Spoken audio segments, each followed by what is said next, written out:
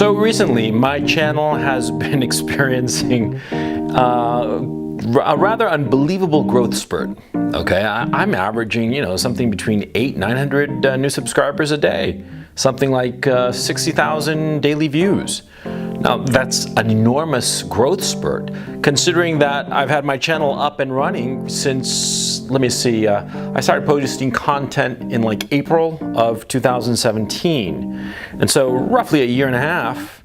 And these last couple of months have been, just gangbusters. I've tripled my subscriber base and my daily views have gone up tenfold, roughly.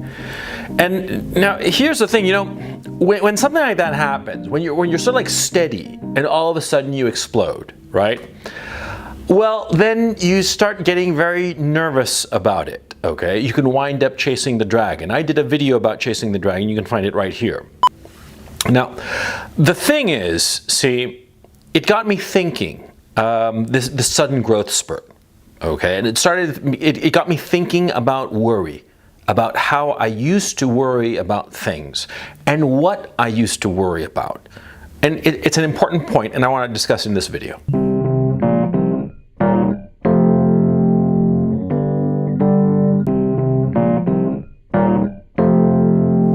Now, let me ask you if the following sounds like a story you've heard before.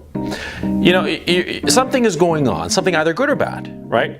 And you start to worry about things that are really not within your control. You start to worry about whether this person is going to say this to that person, and which will create this condition which might be beneficial or detrimental to you, right?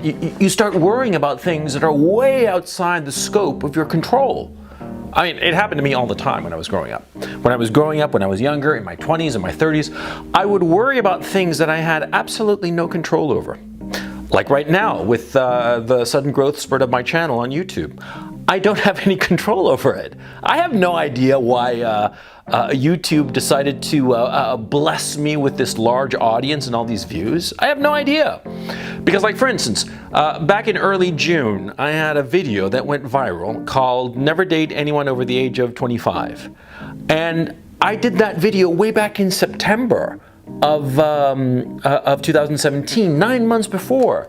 And the video had only performed, no different from any of the other videos I'd done. And then all of a sudden in early June, the thing just took off all on its own, right? It was like the weirdest thing. It just took off. I remember that weekend that it took off, right? For various reasons, I didn't have access to a computer. So I had no idea why all of a sudden, as I looked on my phone, my channel subscriber base was exploding, And I was like, what the hell is going on? And I was delighted, but completely confused. And that whole weekend, I had no idea as to why or what was the reason behind this sudden explosion. And to this day, I really don't know. It exploded. I think I had 18,000 subscribers at the end of May. And I was perfectly content with that. And then all of a sudden, boom. And what happened was that shortly after that, another video I'd done about damaged women, that also went viral. I mean, it went even bigger than the previous one. And that also garnered me a huge influx of new subscribers and new viewers. And I'm grateful. I mean, it's terrific. And if you're new, well, welcome aboard, right? It was terrific. It's fun. But here's the thing that I realized that I'm fortunate enough to understand now, but when I was younger, I didn't understand. And hopefully you'll gain from my experience. And that is the following. You see, I have no idea why the Google algorithm decided to bless me with all these views, right? It just happened.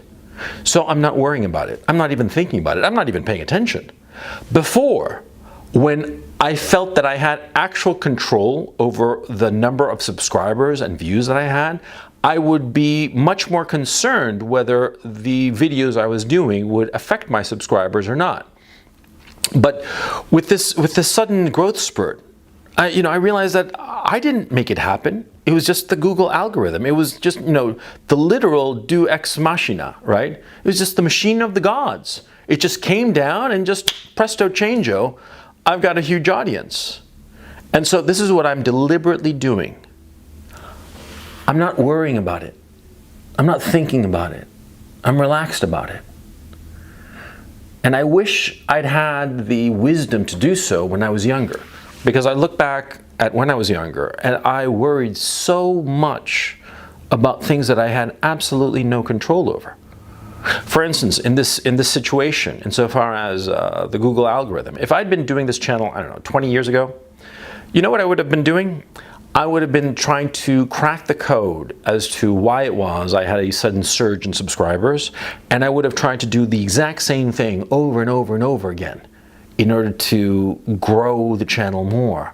I would have thought that that was the way to go, to do the same thing over and over and over again, to crack that code, to get that explosive growth. And that would mean doing a whole bunch of more videos about, you know, the two subjects that I talked about that brought about this surge in viewers and subscribers, which is never date a girl over the age of 25 and avoid women who are damaged goods, right? How many ways can you say those two sentences? As far as I'm concerned, you can only say them 2 times. Anything else after that is just repetition, right? But 20 years ago, I would have repeated myself over and over and over again, just you know, crushing that into the ground, right? Because I would have figured that that's the way to grow. You see? And I would have been worried if one of these repetitive videos had not performed. If you know, the one video I did got 250,000 views, and then the second one got 300,000 views. So I would have done another one and another one and another one. And if at any point I'd gotten less than, I don't know, maybe 100,000 views, I would have been terrified. I would have been going like, what's going on? I would not have recognized that what was going on, the surge in subscribers and views, was just beyond my control. It was just happening. I was just along for the ride. You see, and it's very, very difficult, especially when you're a young man, especially when you're a driven young man, especially when you're a man who's got energy, who's got drive, who's got push, and you don't ever want to feel that your destiny is outside of your control. But see, a lot of times it is. A lot of times things are happening and you have no idea why they're happening. They're just sort of happening to you. And you got to go along with it. The good luck and the bad luck, you see? And so what you have to do is sort of like ignore, or at least be relaxed about those things that you cannot control, and worry only about those things that you can control. And this is actually tricky. Because when you're young especially, you think that you have more control over things than you actually do. But when you start looking at your situation rationally, when you start like really just paring down things, you start to realize that you have a very limited control over the reality around you. Most of the times things are happening around you that are really outside of your control. Or you might have just a minimal amount of control, and it's not really control, it's just a mere minimum of influence over a situation. To use my case, because it's an easy case and we can discuss it, and you and I know what we're talking about. See, in the case of my channel, right? A lot of people are saying that I should change the thumbnails to optimize, you know, the YouTube algorithm, and change the description and do this and that and blah, blah, blah. And the thing is, see, what's the point? I might be able to influence things slightly, I mean less than 5%. I'm not really going to change anything. The Google algorithm wants to bless me with a large audience. I'll get a large audience. The YouTube algorithm wants to doom me with a very small or limited audience. The algorithm will do it. I don't really have control over it. I can change the thumbnails until I'm blue in the face. I can rewrite all the descriptions and what have you, and the tags and all this crap, and the effect is going to be marginal. Now, a lot of people are going to say that those little marginal effects add up. That's very true. That is true in many ways and in many situations. Doing the little things, the tiny little things, can influence the situation, can increase your percentages by just a little bit. That's absolutely true. But you'll find for the most part that it will influence and perhaps tip the scales a little bit, but it's not really going to be decisive. Maybe in the aggregate, maybe if you do it every day over a long enough period, it will happen. Like, for instance, in my own case, I've been making, I think, fairly good videos for the past year and a half. At least I put a lot of care and effort into them, right? Now, I put a lot of care and effort into these videos and try to make them as good as possible. I do all the little things to make the videos good because I want to be proud of the content that I'm making, right? But see, it took a year and 3 months for my channel to take off. did all those little things that I did on every single little video, did they add up and somehow it got me to this position? Maybe, maybe not. I don't know. The answer is obscure. And so that's the point I'm trying to make. See, you're never really going to know. So instead of worrying about that which you do not know and cannot know, worry about what you do know, what you can know, what you can control. Okay?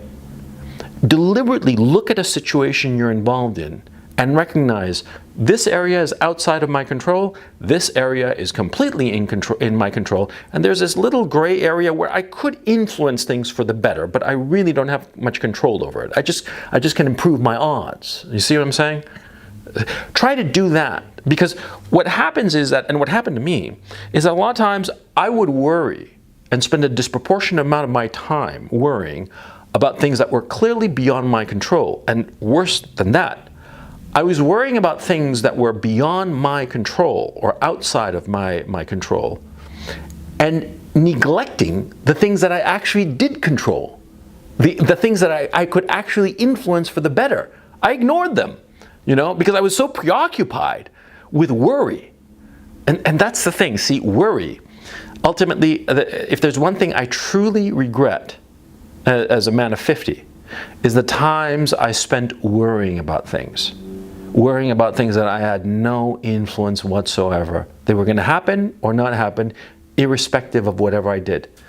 Of course, I had to do the best I could. I mean, like, for instance, when I got published, I had to write a book that was actually decent, right? Actually, something that was actually publishable.